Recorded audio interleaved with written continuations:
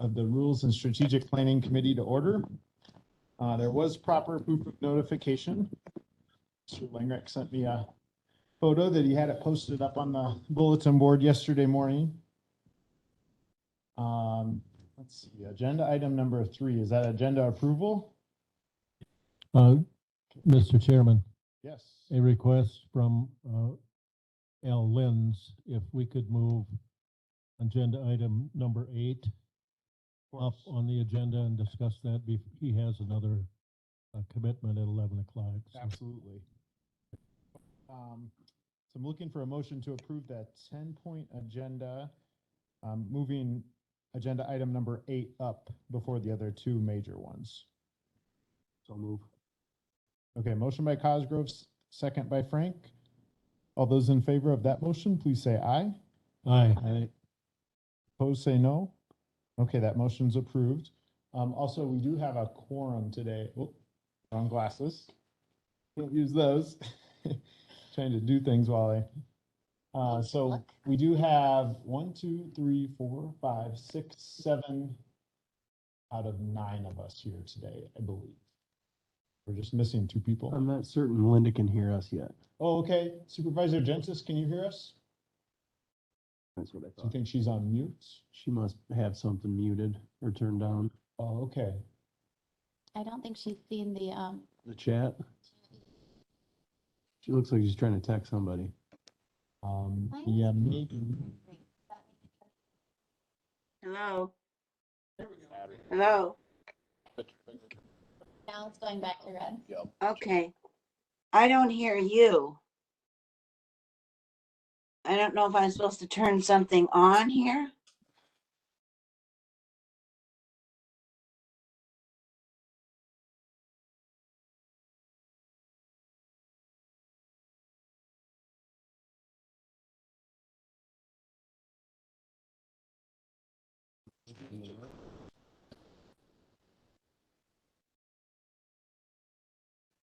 This is Supervisor Rudersdorf. Just wanted to let you know I'm here. I'm sorry I'm late. So you're south of the border beard, huh? Yeah, John, I'm on, but I don't hear anything happening there.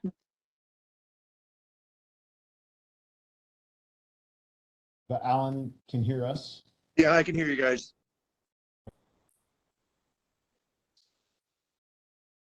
Try to figure this out before we go in too much further here.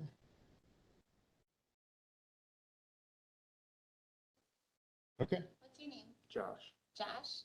Nice to meet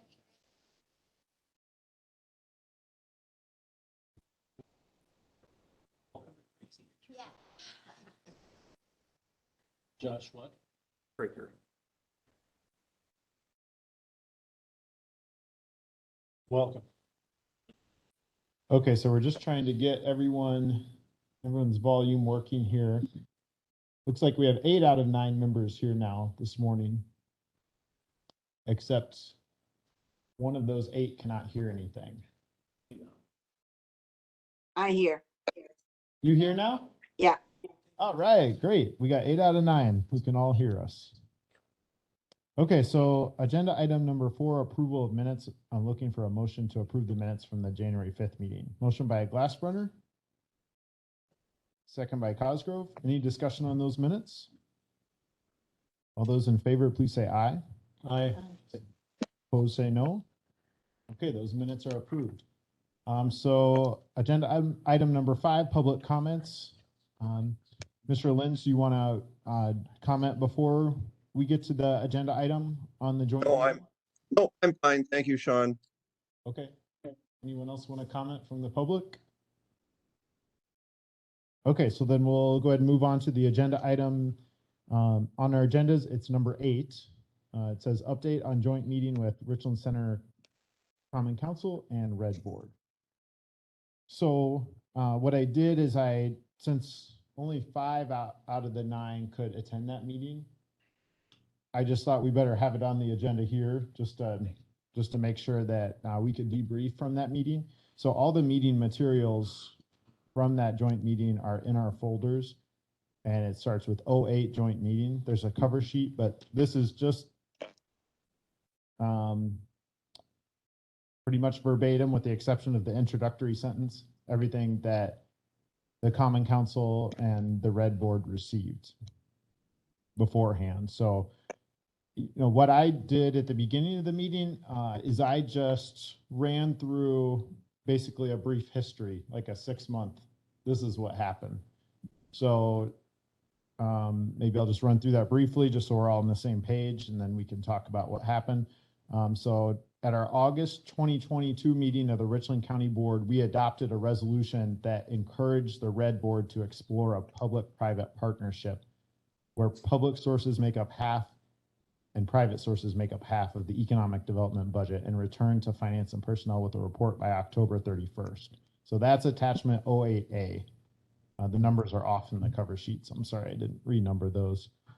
Then the Red Board came back and they recommended a 50-50 funding split between the county and the city. They were not interested in the private funding model. So that's in attachment 04B. Then when we asked for some additional information, the referendum committee, being we, when that committee asked for some additional information from the Red Board, they returned with an offer in early November that the city was interested in taking 100% on 100% of the funding for economic development. That's in attachment 04C. And then in December, so 2 months ago, the Common Council adopted a resolution issuing Richland County with a notice of intent to withdraw from the agreement effective January 1st, 2023. And that's attachment D. And then the agreement between the city and the county, which kind of spells out that process, which they, by the way, issued us a notice of intent to withdraw, but they have not actually withdrawn because there's a 90-day period in there, and that's all spelled out in the agreement. So that's attachment E, I think I already said, sorry. And then at the January 3rd meeting of the referendum committee, the committee took action to alter the county's plan contribution to half of the current 60% contribution, so down to 30%. And that's in attachment F. And then at our meeting last month, we recommended that joint meeting. And that's an attachment 04G, that section's highlighted. So for those who were there, that would have been Chair Brewer, Supervisor Glassbrenner, myself, Supervisor Rudersdorf, and Mr. Seat was there too. So those are the 5. And do you want to share your main takeaway from the meeting? My takeaway, I think, was it Carson Palmer? Culver, Carson Culver. Okay, summed it up rather well. He said, we made a notice of intent, but we haven't done it and we don't have to. And then it was pointed out that RED is funded through the next budget cycle. So it looked like we have delayed that decision yet again. Okay. Supervisor Glassbrenner, what was your main takeaway from the meeting? I mean, I feel like everybody, I think we're all on the same page as far as the economic development position is very important, that we don't want to see that go away. So, I mean, obviously that's their intent for wanting to 100% fund it. I mean, we ended the meeting without any concrete plans as far as like pursuing a potential change in this agreement to be the 60-30. I know there were some ideas tossed around that we should meet again, or at least some representatives, if I'm remembering correctly, to meet between the city council and our board to try to kind of nail that down. And there wasn't really any concrete plans on that. So I guess I would differ a little bit from Marty in that I felt like more, and I could be wrong, but it kind of seemed like they were on, you know, they had given this notice of intent to withdraw, and that's kind of what they were sticking to at that point in a nice way. That's the impression I got. Okay, thank you. How about Supervisor Rudersdorf? What was your main takeaway? Yeah, I was gonna say, Ingrid pretty much summed it up between Ingrid and Marty, that that's pretty much how I saw it too. It's kind of the way Ingrid saw it as well.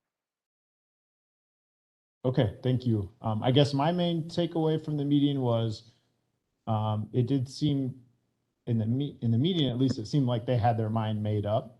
Maybe Carson Culver differed a little bit.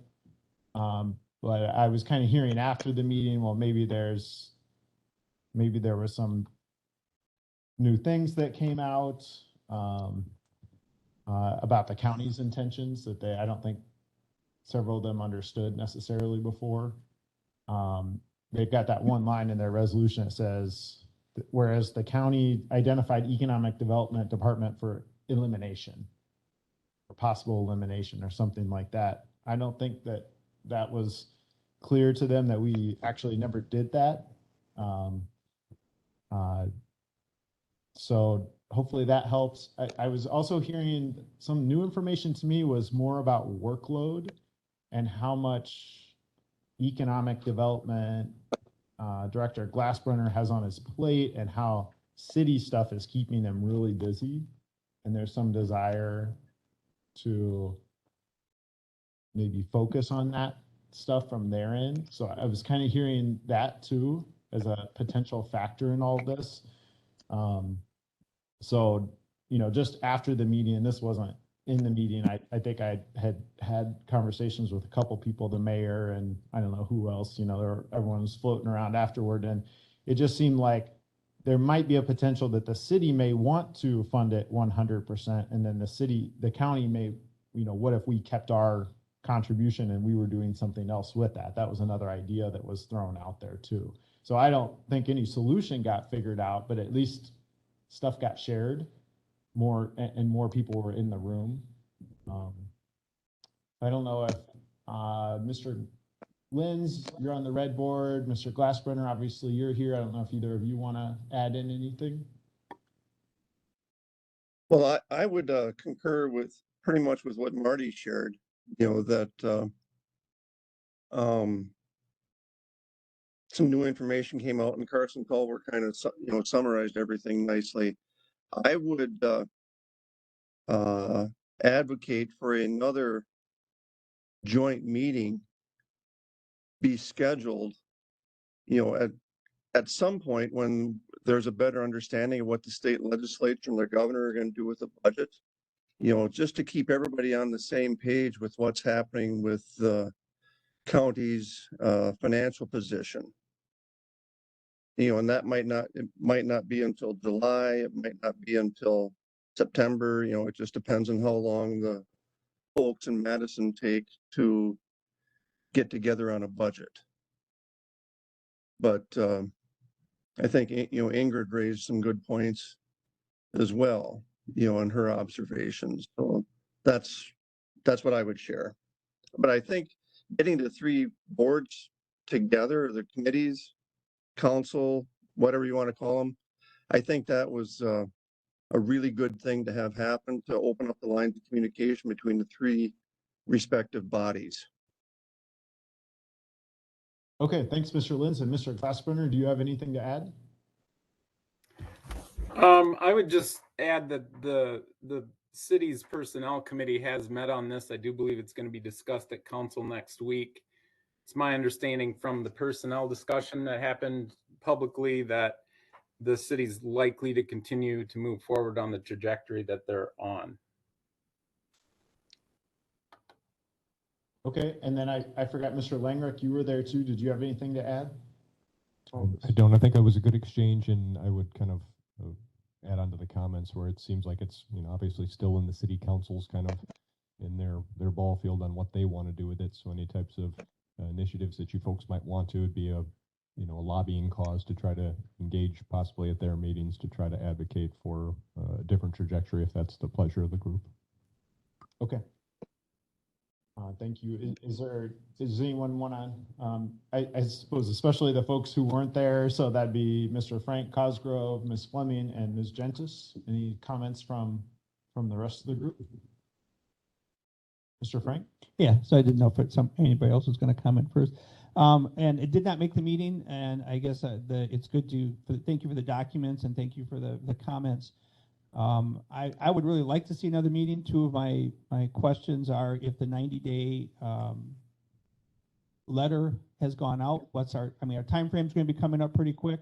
We're going to need to have some decisions instead of some wonderments as to what that would be. So I would really encourage another meeting to see what the intent is. I think it's a loss if we don't participate. And I think there's some good comments that maybe we still participate, but we can participate in a additional staffing or something else that makes that position even more useful in the county. I think there's some discussions we need to have, and I think we should start having those pretty quick. Okay, thank you. Anyone else? I also didn't make the meeting, so it was good to get a summarization of what happened. But I guess my question is what are other counties doing, like Iowa County, or do they do some sort of shared economic development, or that does the county do something separate from like the city of Dodgeville, that kind of thing? That's my question. Well, I can only speak to the research I did about 6 or 8 months ago, which I wouldn't call extensive, but I talked to Grant County, Vernon, and Greene. I think we're the three. And in Grant County, they have an economic development corporation, and the county, and they have a couple cities, and then several villages and one township all pay annual dues to that corporation. And that corporation has somewhat more independence. You know, they're not a county employee, they're not a city employee. Down in Greene County, they have that model where it's half public and half private funding. And so they have similarly several government organizations contributing, but several private organizations also contribute. And that's how they get on they have an economic development. I don't know if it's called a corporation. I think it's some sort of nonprofit. The private businesses actually get on their board by making a contribution. They get representation if they contribute. And then in Vernon County, that's their county has an economic development position, but they also have this private, I think that's also a nonprofit again, economic development group, VEDA, Vernon Economic Development Association. They're in that building over by Walmart, the old factory. They have all these food type things in there, and they are totally privately funded. So they don't get any contributions from their government agency. So that's all I know. I'm sure other people, Mr. Glassbrenner or others, probably know other examples too.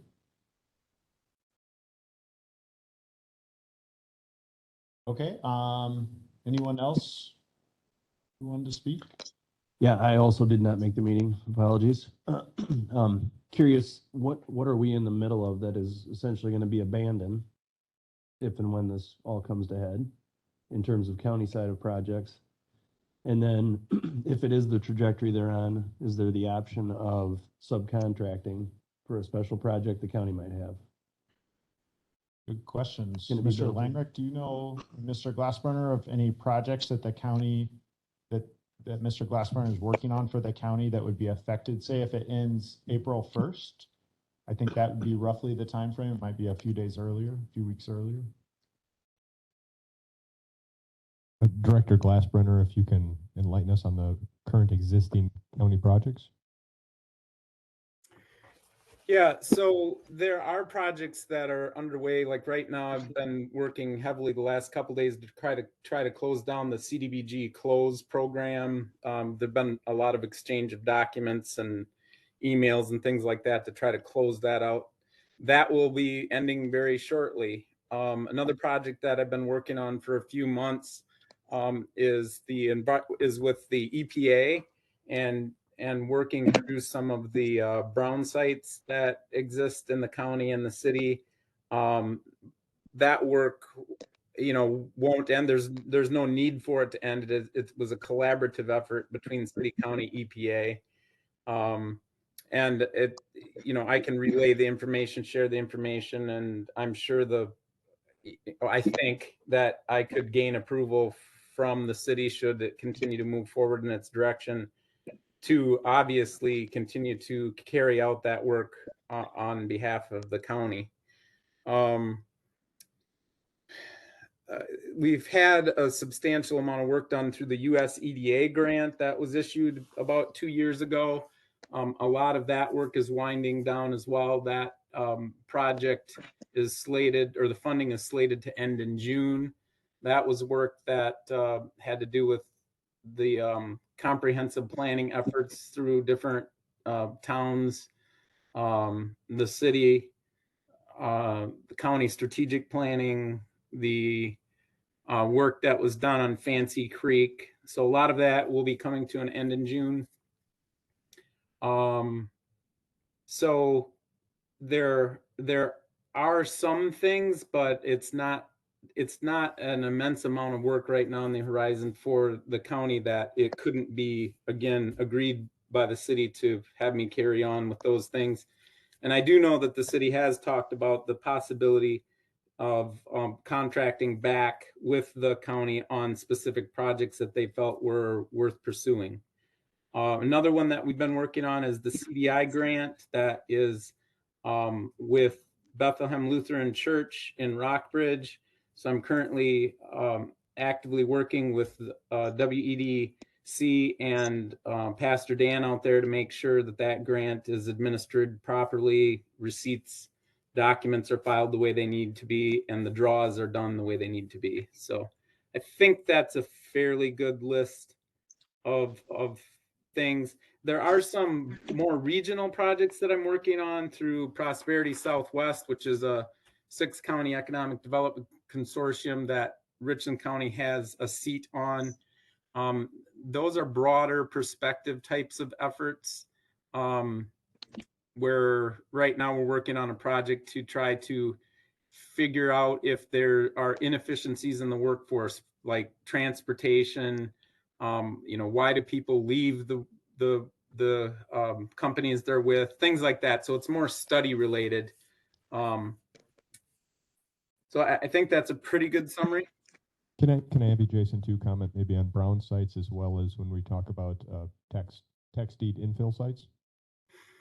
Yeah, so the brownfield sites, there's been a few throughout the county where I think historically the position has been they're contaminated or could be. We think they might be. And so we don't want to touch those. And a lot of those are in a back tax situation. And so I've worked fairly extensively at this point on those types of projects. And I'm working to with the EPA to bring a recommendation to the county to move through those rather than kind of I guess the short of it is there's no reason to be fearful of taking on those projects and dealing with them and getting them off the tax rolls. As far as other tax deed situations, I'm not aware of any right now. Of course, we did work on developing that process where the county and other municipalities and or towns, the county would be willing to exchange a piece of property that's in back tax for the benefit of the community in redevelopment efforts. That program can be ongoing regardless, in my opinion. That answer your question? Yes, thank you. Okay, let's see. Ms. Gentis, do you have any to add? No. Okay. Yeah, go ahead. Supervisor Glassbrenner. So I think you mentioned that there was some concern raised at the meeting about the workload and the balance between number of employees Jason has, etc. And I think I've also heard too that one of the reasons that the city had moved forward with this was just not wanting there to be question about where funding was going to come from and instability in that position. So I guess my question is, if we do want to pursue having some stake in it, be that 30% or whatever, I think, what would our next steps be and how could we work with them to, I think we would need to discuss with them, obviously the current way that it's set up, the document that we have that outlines the agreement, that would need to be changed. And we would need to figure out, how to meet them as far as their concerns with the workload and what that looks like to have us involved at all. So if we want to do that, I mean, like Clint said, I think, right now it's in their ball field as far as whether or not they're going to actually withdraw or not. But if we want to pursue, our proposal, what do we need to do next? Does our board need to do something? Do we need, I guess, what are the next steps? What are you thinking?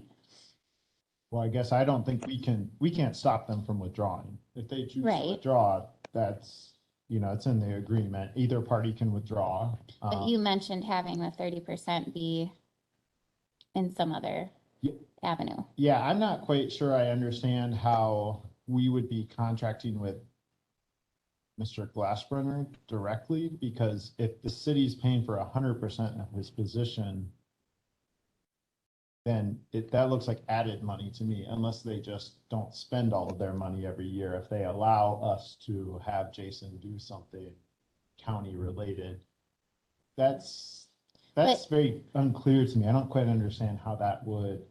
Well, what if it were broader than, okay, so they're funding his position specifically, but as Mr. Frank said, if our money would go towards, let's say we get some admin staff or something for him within that, so then it would not just be the economic development director position, it would then be the economic development department, and then what would that look like as far as an agreement between the city and the county? Yeah, we could perhaps add in employees. That's true. I think the way that the mayor framed it when he kicked off his comments was, it was that issue of, I don't know whether you meant to say employees or the number of employers or bosses. Oh, employers. Yeah, That's what I meant to say. Thank you. Yeah, because he kicked it off by saying, Right. Mr. 38. Glassner has 38 bosses. And in the agreement, it says that the economic development director will report to the red board. That's what it says now. He doesn't report to the county board. He doesn't report to the common council. He reports to the red board. That's the way it's laid out now. So I think there was, I talked to Mr. Brenninger about this afterward too, and it doesn't sound like, they're managing the day-to-day work of Mr. Glassbrenner.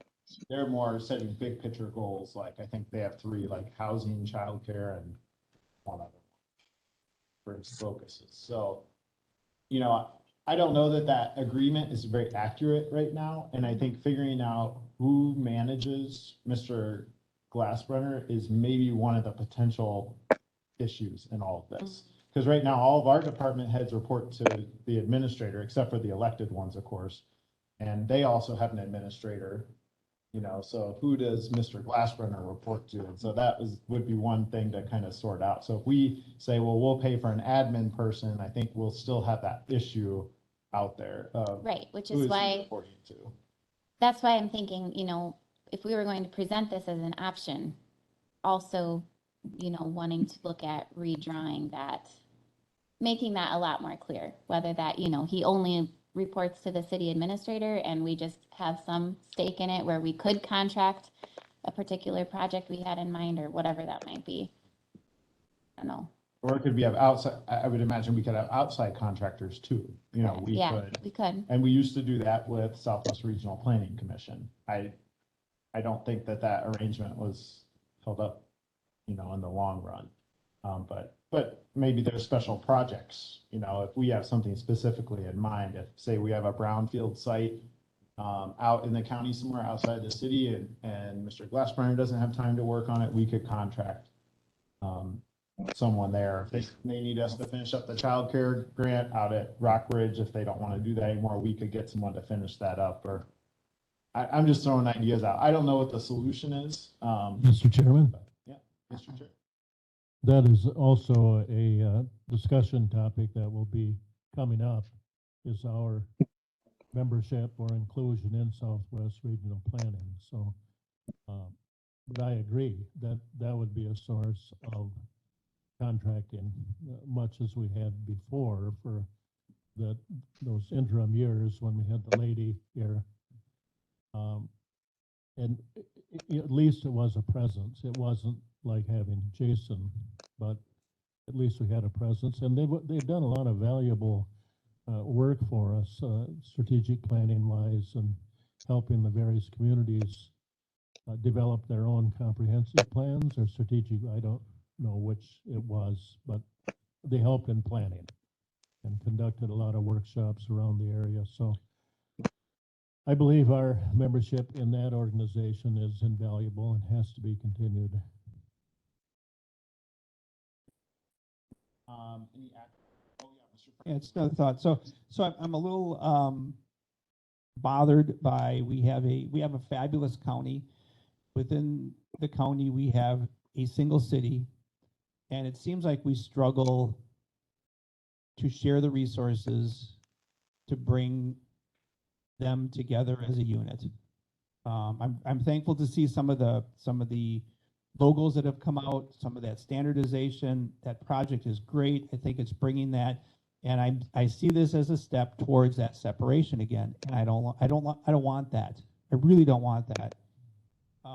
I would really encourage that next meeting, and that we come up with a list of how does this work? How does this work better? Southwest Region's a great program, but it's also a great resource, and they also don't live here. And that is something that's different. It's important. We have those people living here, doing the work, seeing the need. So now I'm really upset at myself for missing that meeting. So how can we set up another one? Where can we go with this? We need to keep the communication going and at least know exactly what the direction that the city is talking about and not make guesses. And it sounds like they're taking action on this when? Somebody said it earlier. Next Next- meeting? Is that next Tuesday? Is their next common council meeting? Is that next Tuesday? Yes, it's next Tuesday. One thing that might be a good way to approach this is to attend that meeting. I don't know that we need to. I'm only hesitating a little about a joint meeting because, I don't know if I want to. Well, I don't know. What do you all think about that? I mean, we could propose that, we could post notice that we may have a quorum, at the common council meeting. And we, the 9 of us could go, or whoever can. Is that where we want to duke it out? Can we reach out directly and ask again? I know, like I said, I know it was brought up at the meeting. Could there be some representatives from this committee, from their council, to continue discussing this, to talk about this arrangement? Like, I don't know, can we pursue that some more? Because I just feel like unless we pursue that, I mean, they're not going to reach out for that. And I don't want to push administrators here, but I mean, Clint, is that something working, you and the city administrator, is that the common piece here? Or how do we best take that next step? If we're treating this like an ongoing type of a negotiations, there's a couple ways to approach it. You can, and you can arrive, let me back up. I mean, you can arrive at their meetings and kind of lobby on behalf of the county and as an individual type of thing. If you want to have a joint meeting where all 3 bodies are together again and everybody's expressing their individual ideas, you can do that as well. If you want to treat it more as a negotiation type of thing and say, administrator, this is our platform. We have these ideas in mind of, can we add another position? Can we bolster it? Can we do these types of things? These are the things we'd like you to consider, and take that forward and present it to the council on your behalf. There's a couple different ways that you want to approach it. Some of them require their agreement and wanted to do a joint meeting. There's an open meeting. You can certainly all arrive there and post that a quorum may be present. But if you're looking to try to do a joint thing, I think that starts probably with an ask. Perhaps it could be put on their agenda if we presented them with an ask before their meeting. And I'm sorry to interrupt, but there was almost not quorum for the last joint meeting, so maybe we need to make sure we even have quorum before we just jump in. Yeah, and I should have sent out a save the date after Ms. Dahl did her survey, so that's a lesson for me because I don't usually set up special meetings now. So I wonder if maybe what we need to do is this group needs to officially propose some sort of a joint meeting, or not joint meeting, how do I say this? Like how did you say it? 3 representatives from each. What I think would have been helpful at that meeting was to officially set that up. And I we know did. well, and I felt like that was specifically not set up on the city council's part. Like, because the mayor said, we're not going to take any action on this tonight. And I took that to mean that was shortly after we had proposed there being a joint meeting. So I took that to mean like, we're not interested at this time. So maybe I'm wrong in thinking it that way, but I think, yeah, we need to ask again, can we pursue setting this up? So maybe what we could do is we could propose to them at their common council meeting next Tuesday. Our committee could propose that we have representatives from our committee, the Red Board, and the common council get together to kind of hash some of this out. Is that? Do we know what they're planning on discussing? Like, are they going to decide at this next meeting, though, that they're going to actually issue a notice of withdrawal? Because that's what would happen next after this intent to withdraw. Let's look at the agreement. The agreement is OAE red agreement, and if you go to the very bottom, it's highlighted in yellow. So this would be on the last page, page 6 out of 7.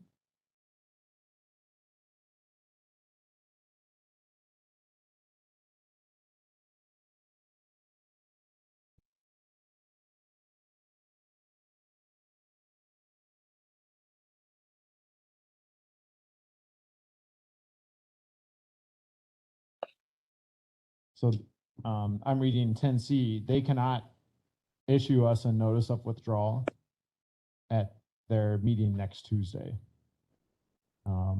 They have to wait until after the 90-day window passes.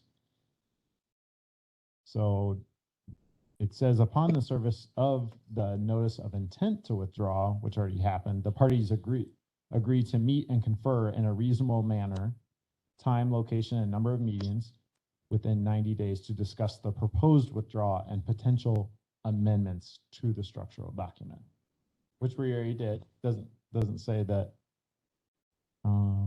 It does say we're supposed to come up with time, location, and number of meetings, and we did not do that. So we could say, you know, the agreement says we'll come up with a number of meetings. We think there need to be, say, for example, we could propose this way of doing it. We could say we think it's going to take a couple meetings of that group, and that they should come back and make a proposal to another joint meeting, something like that. Smaller groups of representatives, instead all 9 of us and all 7 of them and all 9 of the Red Board. We could propose that at their common council meeting on Tuesday. Mr. Frank, do you have it in you to try to make that? I'm looking at my calendar right now. Okay. Mr. Chairman, I think important though in this whole discussion is, first of all, Jason Glassbrenner. And I know that the mayor, in talking to me personally, told me we're making this move to tell Jason that he's valued and we need him and we're going to lock him up here. And so he's not going to have to live in limbo, as he put it. So I appreciated that. But the other thing that bothers me is once the city of Richland Center withdraws, gives us their official notice of intent to withdraw, there is no red at that point, because red was set up as a joint venture between city and county. So, and I know that it talked about doing the necessary document changes, but this is kind of, you know, throwing the baby out with the bathwater. I mean, okay, we don't like the current structure, but so we're going to throw the whole thing out. But there's got to be something there to replace it right away. I mean, it has to happen in the same motion, or there won't be any red. Mayor suggested that Red Board would continue as an advisory committee of the city of Richland Center. That was the suggestion he made.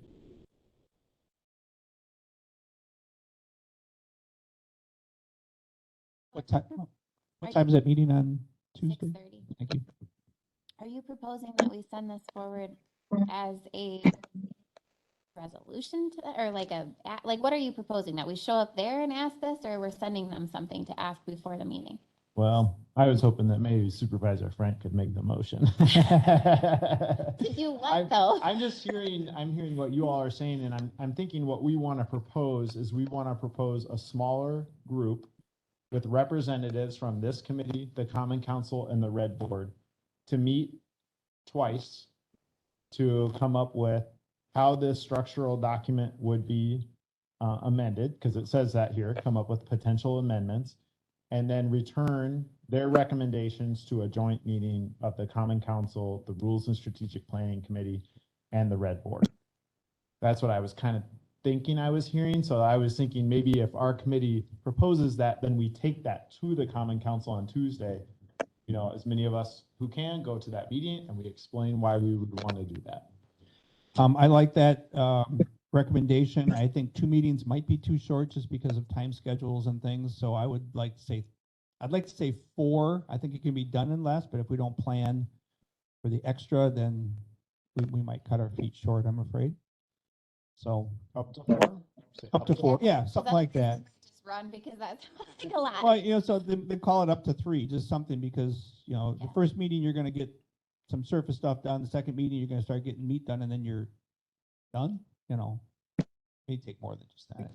Okay, so I'll go ahead and make that a motion. And the motion is to propose to the Common Council next Tuesday from this committee that representatives, 3 representatives from the Common Council, 3 representatives from our committee, and 3 representatives from the Red Board meet up to 3 times to come up with potential amendments to the structural document and return their recommendations to a joint meeting of the Common Council, Rules and Strategic Planning Committee, and the Red Board. That's my motion.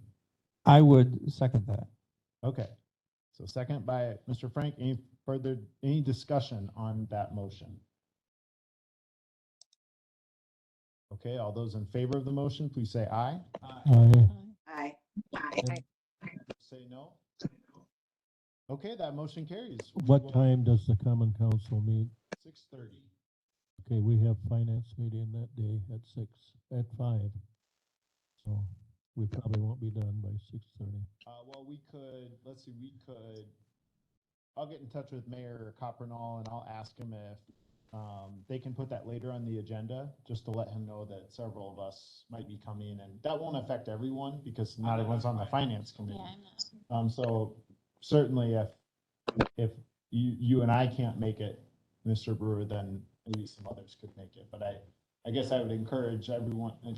How many people want to go? I should just ask that right now. I'm gonna try to I go. would like to go, but I'm unable to. I got an exchange student to deliver Tuesday night to the airport. Okay. Where is it located? It's at City Council, Chambers, Oh, over there. City Hall.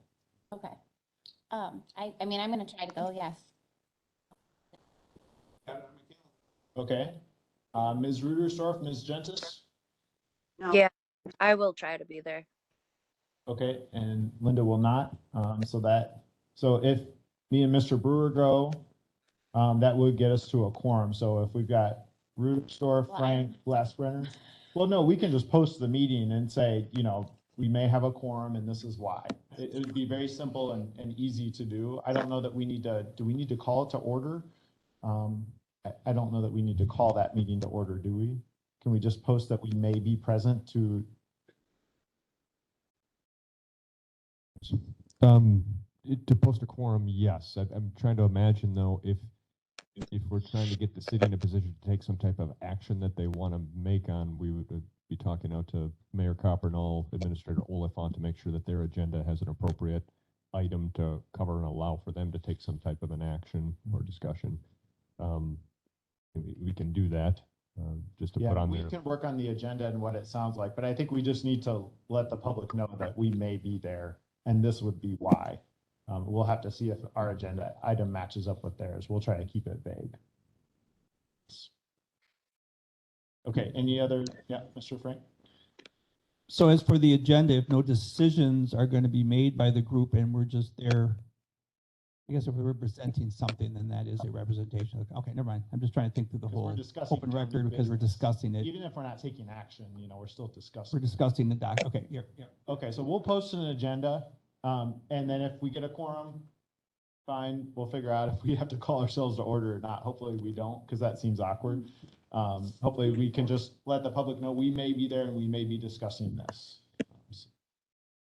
Okay. All right, any other remaining comments on that? We'll go ahead and move on to agenda item number 6, comprehensive plan RFP questions and answers. So we got some good questions, I'd say, from different potential vendors. So if you go to 06 comprehensive plan in your folders,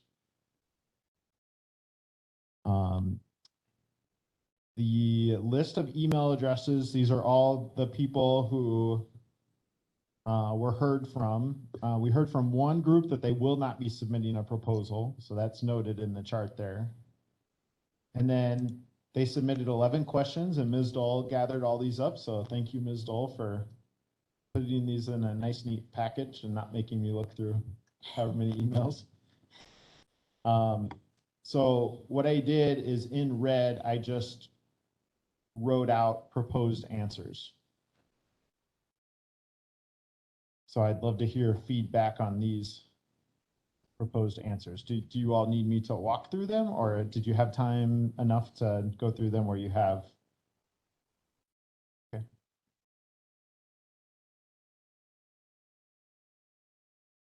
I looked at them, but I think some of them, the language, it might be helpful for you to kind of walk through what you're referring to. Okay, let's just take it 1 through 11 then.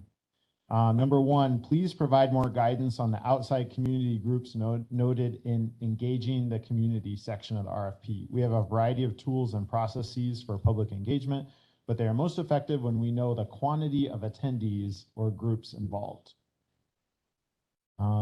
So if you go back to the RFP, which is 06A RFP, just to see what section they were referring to, it's on page 5. And there's a heading and it says engaging the community. And what we had told them was the biggest opportunity for updating the plan was found to be outside community groups. Potential vendors should describe how they propose to engage the community using methods such as workshops, meetings, tabling at community events, and online surveys.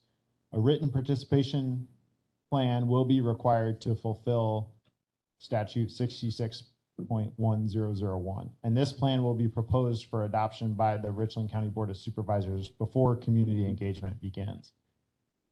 After community engagement is completed, a report should be written to describe the key themes and the results.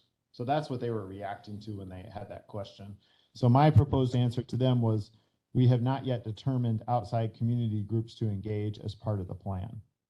We hope to do this in partnership with the selected vendor, and we foresee this information being included in the written participation plan. In your proposal, you may describe the types of tools and processes you would like to use along with their approximate quantity. The types and quantities may be altered during negotiations. So I don't know what they're thinking that they are going to do, but say they're talking about that they're going to do tabling events at the farmers market and at when we have a parade downtown next summer, something like that. You know, if they're telling us we're going to do 2 of those, it's hard for us to tell them how many attendees they're going to be at those. Or say we do open houses, I don't know how many people are going to show up. I think they just need to tell us what are they thinking and how many events of each type, describe the types and how many. And if one vendor says, well, I'll do 3 open houses, and another says I'll do 1, and what we really want is 2, well, then we need to negotiate that with them. I don't remember if it says in the current comprehensive plan. I know it talks about their community engagement. I don't know if we want to do something similar, kind of refer back to what they've done before and they did a lot. And I'm assuming for an update, we would not be, I don't think it's even statutorily required that you do that amount of engagement. I guess if they're wanting a better idea, there were some ideas in that previous, I believe. Do you think maybe we should refer them to the previous? Well, I'm trying to remember. I need to pull it up.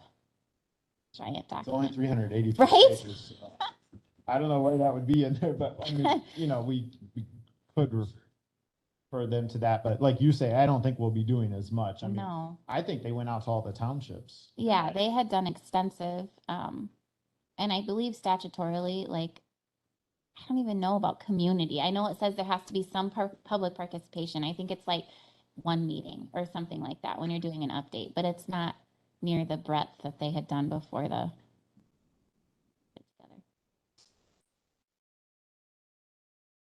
I just felt like they were trying to get us to tell them exactly what we want, and I don't think we know exactly what we want. I Right. think we have to, there's gotta be some back and forth, but about that. We can't decide that in the spot, and that's what the written participation plan is for.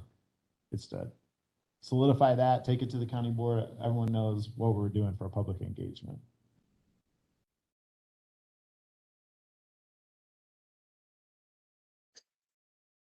Okay. I'll just keep moving on, but just stop me if you want anything changed here. Number 2, how does the county want to engage townships? This is a unique relationship due to tension created by semi-independent townships reliant on county services. General guidance on what the county wants or needs from townships will be helpful in developing the proposal. So I just suggested here that we don't foresee them meeting individually with each town board or say a representative from each town board. So I suggested here this quarterly meeting. We use that for the referendum committee. Supervisors Caro and Severson, they went to that meeting and talked about the referendum committee. So that's why I suggested that as a potential way to gather some feedback. But this is very tied to question number 3. I think it must have been the same person writing this. So they said, in addition to the general guidance in bullet number 2, which I think, I'm not sure what that meant, but specific guidance is needed regarding land use in townships. And it says that the state law requires a future land use map that will be used to guide future development in the county. And the law requires future zoning decisions be consistent with this map. Statutes give the county authority to develop this map. However, in southwestern Wisconsin, the culture is often deferential to township decisions. Please provide guidance on how the county would like townships engaged around future land use decisions. So this actually took me a little while to write because I had to do a little research, like what were they talking about? And when you go to the existing comp plan, do we have that in our folders? Or? No, but I did pull it up. Be nice if we. I mean, I guess I don't know that we have it in our folders, but. Mr. Langreich, if you can create a folder that's like a reference for strategic plan that says comprehensive plan, so we all have it on our folder since it's so long. I have it on my desktop here, but there's at the end of the comp plan, there are 16 maps, and it shows future land use parcel by parcel throughout the whole county, each township. But I couldn't even read. I pulled it up on my laptop here. I couldn't even read them. So maybe the data. Maybe zoning has the data, but I couldn't even make out the legend, what the legend says on that. So I don't know exactly how this is being used, but the reason I gave my answer here, the last sentence, we do not anticipate engaging with each of the towns to create individual future land use maps on a parcel by parcel basis. I can't see how we are doing that with this project. That just seems so intense, and I don't even know how we're using that right now, so I just thought we needed some higher level goals maybe here. So that's why my answer is talking about more higher level, what should the process look like? Because right now we just kind of give the stamp of approval, what the township wants, and maybe that process needs to look different. I don't know. I think that's part of this is we don't really know exactly what we want because we don't know how we've been using it. I mean, one of our goals was to make it more useful, right? And actually but I think how we go about that is it's a giant plan and we're not really sure. That's a good way to put it. Yeah, I mean, I thought they maybe should be describing the existing shared decision-making process. That's why I put that in the answer. Mhm. I don't quite like how it was worded that, you know, we defer to them. We have that authority. I just looked up another comp plan somewhere and they called it a shared decision-making process. And I thought, yeah, that's more like, I think what we do, but I think mostly we defer to them, Okay. you know, but maybe the vendor could describe how it's working right now, because I don't really understand it myself. Mr. Chair, in reference to the first question, I did pull up that plan, and it does have a section on the public participation plan, and it lists out at that time that they had like 5 primary audiences, and then within that they listed them. So it was like general public, legal boards / agencies, the civic associations, businesses, and then groups and individuals. And they had under each of those different ones that they had engaged with and how they did that. So some of those are probably, I don't even know if they're all current, if that's what we'd want, but I mean, it might give them some idea of some of the different resources. Do you think maybe what we should do is in that first answer, maybe at the end, just say, if you'd like to see what we did in the past, please refer to the 2006 comprehensive plan, although we don't necessarily expect it would be this extensive. Right, right. I think that might be useful, but give them some sort of idea of I mean, they should have looked at that anyway, but maybe not. Is anyone opposed to adding that sentence in there?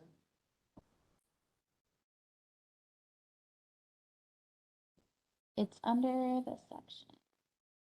Yeah, just public participation plan. Is that what I call it? Please refer to the public participation plan. Yeah, let me go back section to of the existing. in chapter 1. It's 1.5 of chapter 1.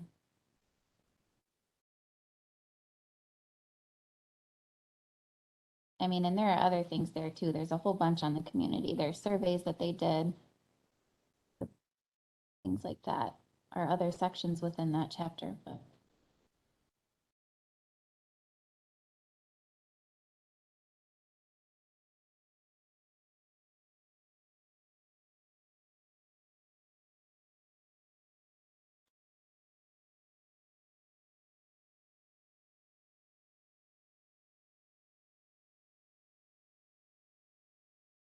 Okay, I'm going to read what I added. This is a sentence that would be added at the end of number 1. Please refer to the public participation plan section, and I put in parentheses 1.5 of the existing 2006 comprehensive plan for past engagement, although we do not anticipate engagement being that extensive for the update. Okay. Okay, not hearing any opposition. Okay, any changes anyone would like to see for the answers for number 2 and number 3?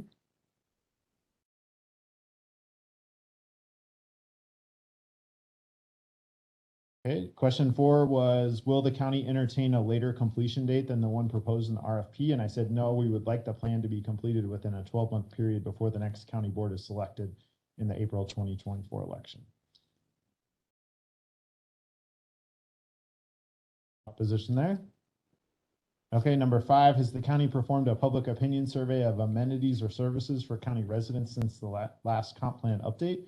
And I said, we are not aware of any such public opinion survey. I'm not aware. Yeah, I'm trying to think. Maybe someone else is. There's a bunch of surveys that come out, but I don't. Okay. Question 6, for electronic delivery of proposal, is USB drive or email link preferred? And I said either option is acceptable. Yes. But really, it's coming to you, Ms. Dahl.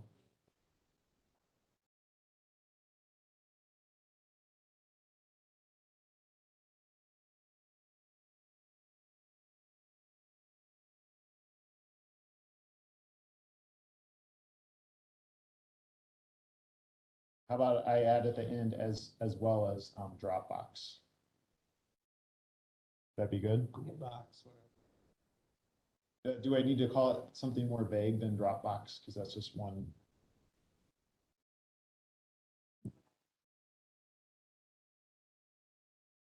you already have it. So, No, okay. well, that'd be preferable because you already have it. Then you don't have to sign up for new things. Wouldn't you prefer the Dropbox? Because we could put that in there that you prefer Dropbox, if the others are acceptable.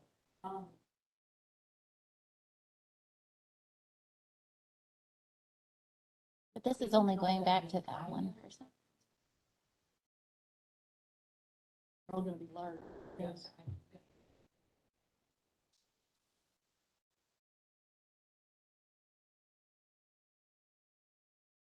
Okay, so it just says right now, either option is acceptable as well as Dropbox.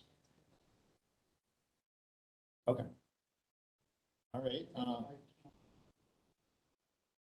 Oh, so they'll get a bounce back then. Yeah. If it's more than 10 megs. Okay. Okay, question number 7, when will answers to these questions be posted online? And I said, per the timeline in the RFP, these will be posted online on February 2nd. So that's like this afternoon. So hopefully maybe John can help us with that. He's sitting right here. If I get these to you, early afternoon, can these be posted this afternoon? Do you all have time to do that? Okay, all right. Number 8, what is your budget or budget limit for the project? And I said, per the budget section of the RFP, the county has not set a budget for this project.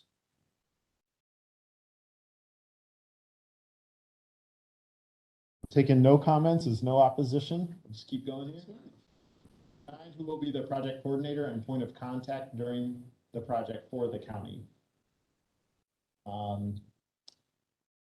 And then they said, will that person have the capacity to coordinate and consolidate committee feedback on draft materials? So I know where they're coming with this one, being a consultant. If you get too many cooks in the kitchen and they're saying opposite things, who's going to decide? You know, that's, I think, what they're trying to get at here. And how many rounds of feedback am I dealing with? You know, is it time after time? So I wrote, this project will be jointly coordinated by the county administrator and the chair of the Rules and Strategic Planning Committee regarding administrative matters such as invoicing and working with county staff. The county administrator will be the direct point of contact. Regarding committee feedback, the chair of the Rules Committee will be the direct point of contact. I said under that second question, draft materials will need to be submitted to the chair of the committee with enough lead time for committee review before each meeting. The chair will coordinate the collection of feedback and facilitate the committee decision-making process, ensuring the vendor has a clear sense of direction from the committee. Typically take action during meetings to approve materials as presented or with amendments. When there's conflicting feedback, these conflicts will be resolved the way we usually do it. Are you all Fine to me.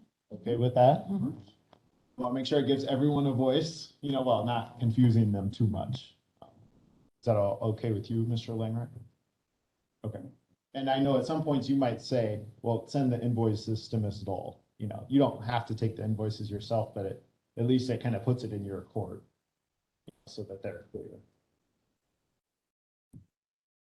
Okay, number 10, is the committee willing and able to participate in virtual online working meetings via Teams, Zooms, or similar? And I said, yes, our preferred virtual platform is WebEx. All right. Barb Scott was whispering, her voice was in my ear when I wrote that. I think she wants WebEx. We'll have to get that. And I was gonna maybe have a suggestion on that. Oh, yes, Like, of course. yes, our preferred virtual platform is WebEx, but we can accommodate Zoom. Because I know our transportation meetings and aging and disability meetings, we use Zoom for those. So I know we have the options. So if maybe we wanted to say, yes, our preferred virtual platform is WebEx, but we can accommodate Because of this. HIPAA requirement. Okay, so we have, Ms. Rudersdorf, I know those are both through Health and Human Services, and they have their own license for that due to some need for HIPAA requirements that Zoom fulfills, I believe. Okay. So I don't know that we can use that for other outside meetings. Oh, okay. Thank you. That's clears that up. Thank you. Yeah. State that wrong. okay, anything else there? And then the last question, does the scope include updating the comp plans for each of the villages and towns referenced in the RFP? And the answer is no. least I want that to be the answer. So, Yeah. that's all. Okay, would anyone like to see any further edits to these answers? We made 2 amendments. We amended that, the first one to add that sentence at the end about what they could refer to in the existing comp plan. We added Dropbox as an option for question 6. So I'm just looking for a motion to approve these answers and get them sent out to all these different email addresses and posting them to the county's website. I'll move for approval. Okay, motion. I'll second. Second by Rudersdorf. All those in favor, please say aye. Aye. Aye. Opposed, say no. Okay, that motion carries. Thanks, everyone. Mr. Chair? Yes, Mr. Glassburner. Yeah, I just wanted to see if people were aware there that at one point Southwest Regional Planning Commission had suggested that comprehensive planning of this nature could be accomplished underneath a grant that they had been administered. So I just wanted to make sure that the committee was aware of that and had been in communication with them, since it's potentially could be done at no cost to the county. So they are on our list here. Yeah, Mr. Magid has been sent this RFP, and he did work with Supervisor Glassbrenner to bring some potential ideas for funding sources. I think that was almost a year ago now. I don't recall it being anything that would have totally funded it. I thought it was different sections of the comp plan would be funded.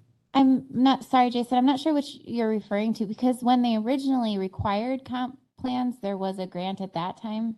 But that is no longer available. I know he'd mentioned some other grant that some of it could potentially be funded under, but it wasn't a full funding. So he had several funding sources, but not a complete funding. Okay, that could be the case. I just want to make sure that someone there has spoken directly, or I think it's appropriate that someone there has spoken directly with him recently. Because again, the USEDA grant that we had, which covered comprehensive plans for the city, for the village of Lone Rock, for the village of Kaz, I believe. We've been working in BOAS, all on comprehensive or strategic planning. It was my understanding there were still funds available under that grant. So you could be right, it may not cover it all, but I think it's worth communicating with our primary planning agency for our region. Okay, thank you for that idea. Yep.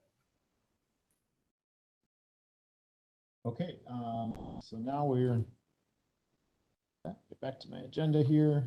The last topic today is agenda item number 7, draft ethics ordinance. So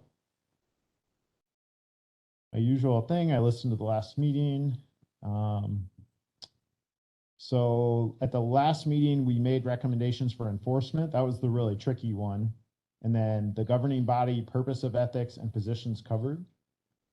And then we took action to have an ordinance drafted for our review. And we also never handled this is on page 2 of the cover sheet, the public property policy. So I just summarized here what we heard back. So, and maybe you all know about some other reactions. This was just what I had in my email. So Sheriff Porter, I'm not aware that Public Safety and Judiciary Committee talked about about this, but he sent their vehicle use policy, and that's attachment C. I thought that was actually really helpful to see. The very thoughtful policy.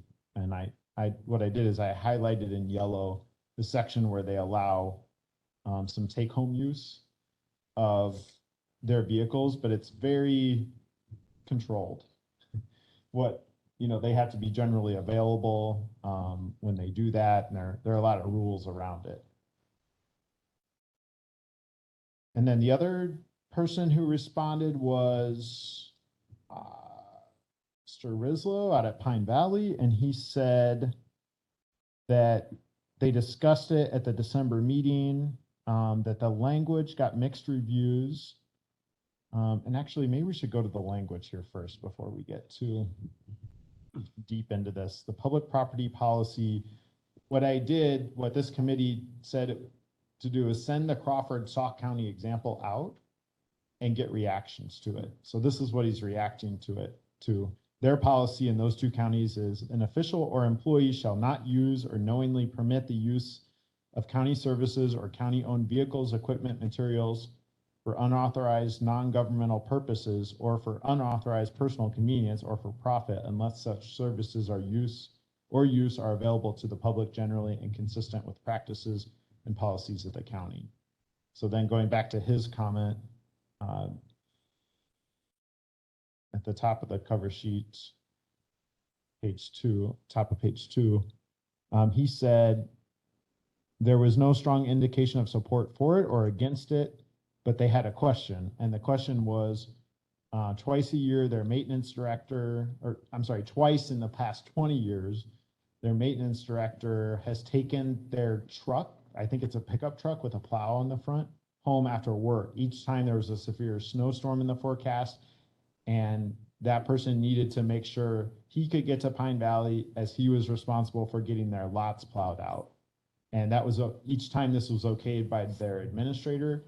He also has used the truck to pick up an employee at their residence to take them to work during snow weather, since having enough caregivers puts Pine Valley at risk to be accused of neglect.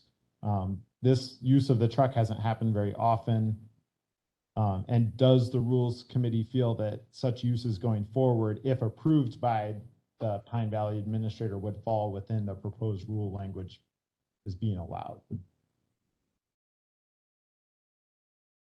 We talked to the Highway Commissioner about this too, and it was, I think our issue was, is it authorized or not? Is it authorized probably by a supervisor or something like that?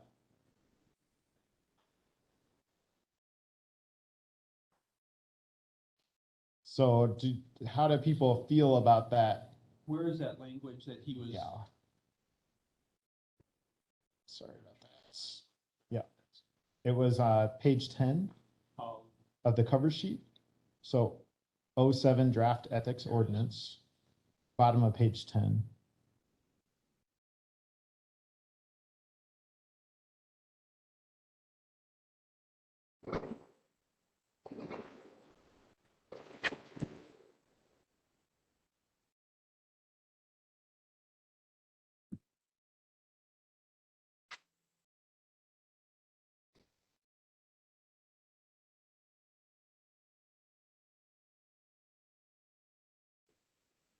So which one we were at?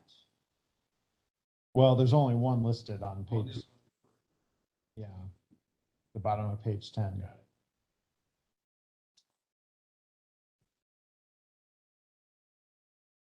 It's a little convoluted. I feel like it's, it could just say an official shall not use county services or county-owned vehicles, equipment, or materials unless authorized by a supervisor. Or it just seems like it could be a little shorter.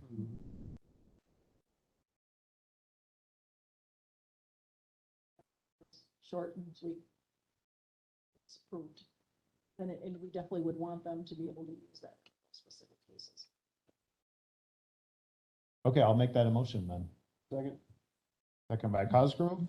Any further discussion on that? Okay, all those in favor of that public property policy, please say aye. Aye. Aye. Aye. Opposed, say no. Okay, that motion carries. And then if you go back to the top of that long 15-page cover sheet document, or on page 2 under all that italics. So I drafted the ethics ordinance. It's in attachment D. So what I'm recommending, or my pitch to you all today, is to recommend this to, refer it to Corporation Counsel for his review. So what I did is I just pulled all the language that we approved into that document 07D draft ethics ordinance. I think there's probably a couple of things we should talk about here, so maybe I'll just roll through those. Definitions. Supervisor Glassburn, you said, what about definitions? The other ordinances, they put them at the beginning. So I just put the definitions in italics throughout the document where they actually seem to come up the first time. So you didn't have to scroll back and forth, right or wrong. And if you go to 2A, so this is on page 1, it says county officials. This is the first time they talk about those, and it says defined in section 3. And this was in one of the ordinances that it says, well, actually, no, we picked this one, and it was from another ordinance. It says positions covered. This ordinance shall apply to all county officials, whether elected or appointed, paid or unpaid, including members of boards, committees, and commissions, department heads, and other county employees. So it actually covers employees too. And we kept saying, you know, for all these individual policies, we'd say officials or employees, but if we just call an official anyone, and they also include employees, you know, so say the zoning administrator, I mean, they are employed, but they're also an official. We can be more expansive if you want. We can say officials and employees elsewhere, or we could just define it really clearly here. Can adjust this too.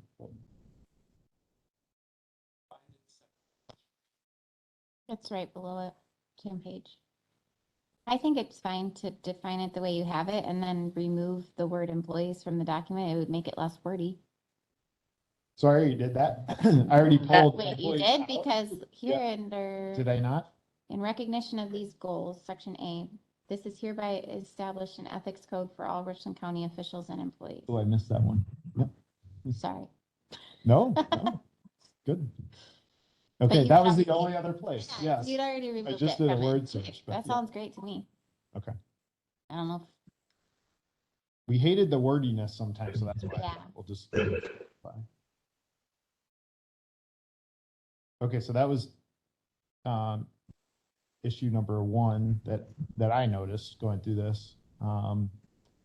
I don't know if the topic's covered, so if you go to section 5 at the top of page 2, we have closed sessions, contracts, financial interest, gifts, nepotism, privileged information, public property, and social media. I don't know if, I just want to make sure everyone's okay. We're limiting it to all those things. That's what ethics covers. Ethics does not cover other things. You know, so if someone gets in a fight with somebody, it's not covered.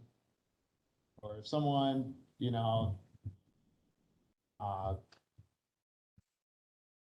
gets a public intoxication charge, or that's not covered. So I don't know if we need to be a little more expansive, or if we just say, well, that's an issue with the sheriff's department, or I don't know. I'm not quite sure. Wait, what section was it that it said if there was an issue brought forward by somebody and then it was a matter of the law, we'd refer it to, wouldn't that be covering more than what we have here? Confused. What was, oh, that was just in the enforcement part, wasn't it? Yeah, that was the enforcement part, I think. What about when we looked at the statute? Was that broader? I mean, would have it covered, it obviously did not get into these specifics, but did it have a broader interpretation where we'd want to include a disclaimer of sorts to refer to that? I don't know. I'm not sure. Maybe that's what partially we need to have a Yes, corp counsel look at, yeah. You know, can you look at, you know, is this too narrow? Mr. Chair, I know one time we kind of talked about too with our meetings on kind of standards of conduct. Reflecting back to we have in our agreement language with your administrator, you have language such as employee shall conduct himself whether on or off duty in a manner that exhibits and upholds the highest legal, moral, and ethical standards, and that any failure to do so shall constitute cause for termination under this provision. Now, don't know if it's like that type of a level of standard that you want, but I think at one time we talked about, again, what is a standard of contact and representing yourself in the community. And I just throw that out there. So we could add another thing that's covered, more of a catch-all. I was wondering that as I pulled these together, I thought, oh, this is kind of narrow now that we did all this work. So we could add that language from his job description. Is that what it is? Or your contract? That's Contract. current That's agreement pretty with the specific to contract. people who aren't actually employees though, too. I don't know. Then you start to wonder if you're, Overreaching on someone Exactly. who's volunteering on Yes. the red board. right. Yeah. And So- if there's a different standard at your levels of leadership and responsibility and authorities and such, as well as another conversation piece. Oh, do we have something like that in the employee handbook already? Can check, I don't know that off the top of my, But that might be an issue for finance and personnel and not for the ethics. in context of employees, yes, there's multiple different things that have to do with honesty and those types of things that typically infringe into their employment realm. Things kind of exclusive outside to folks that are not employees that would not be touched on the handbook. And keep in mind, our our current ethics ordinance just covers gifts for employees, and it might do financial interest too. So we've expanded this from 1 or 2 topics to 8. And it's not just employees, now it's officials, which includes all those other people. So maybe it's expansive enough, I just wanted to throw that out there. I'm also not sure, the other thing that occurred to me as I was pulling this together is I wasn't sure that we had there was something in here about how someone accused of something could appeal. Mhm. And we didn't spell out, like, we kind of talked about this at the last meeting. Are they appealing it to the full county board? Does our recommendation always need to be approved by the county board? I don't think we ever made a decision on that. And so that seemed to be kind of one hanging issue out there. It says under enforcement, the ethics board shall refer its findings and recommendation to the county board. So it kind of implies that the county board will be taking action, but there's something in here about right above that. So at the bottom of section 8, right above section 9, this is all on page 4. And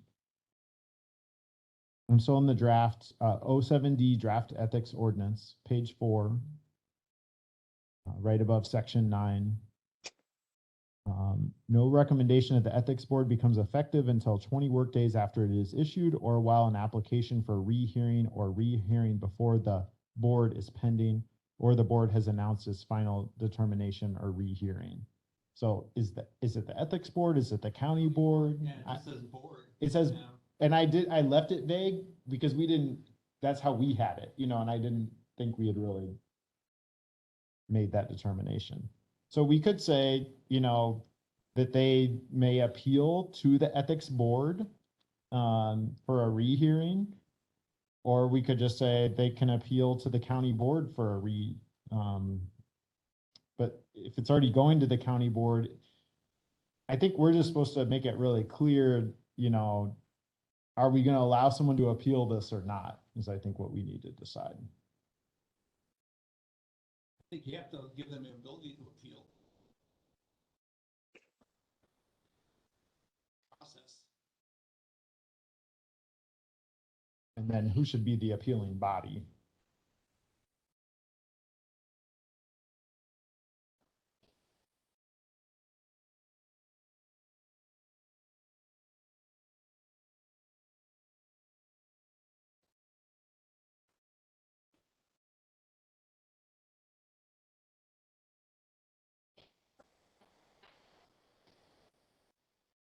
I thought it was the ethics board. Every other place in here, I think I'm seeing another spot where it doesn't say it. I tried to make it clear it was the ethics board. I just kept repeating ethics board because then at the end it talks about the county board and I didn't want it to be too confusing. So I think we just need to decide,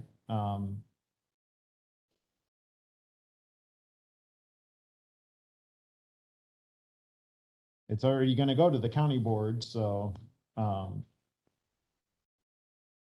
yeah, I mean, do you want a second meeting of the ethics board to hear the appeal?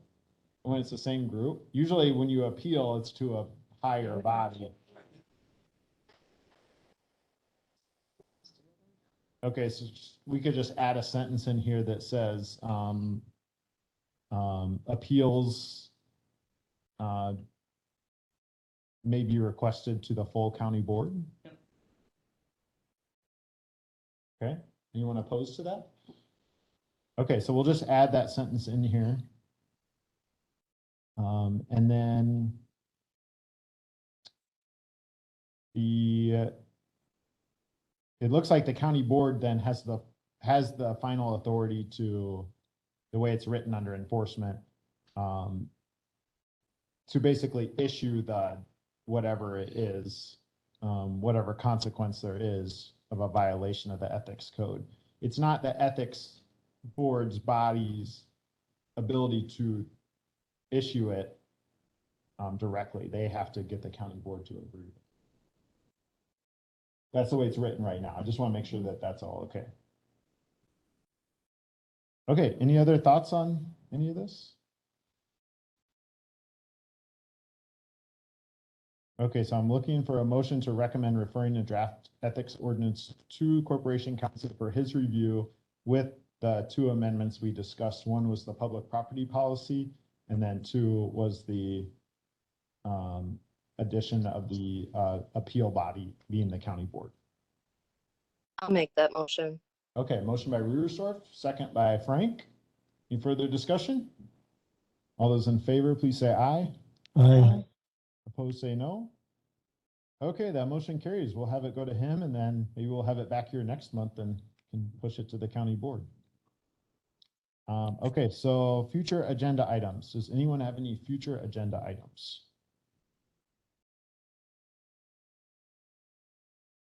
Okay, hearing none, we'll do to adjournment. So we're looking for a motion to adjourn to Thursday, March 2nd. So, one quick thing on future agenda items, will the red board automatically be on the next agenda? I'm sorry, the city council, will that just be, I'd like that on the agenda? Absolutely. Okay, yes. so I'm presuming that would be kind of a standard at this point? Exactly. All Yeah, right. we'll have to follow up. All right. Yes. So I would then move to adjourn. Okay, motion to, and with the knowledge, of course, that we might be having a city council little rendezvous of this committee also next Tuesday, but we'll adjourn to our regularly scheduled meeting for our normal business for Tuesday, March 2nd. Yes. At 10 a.m.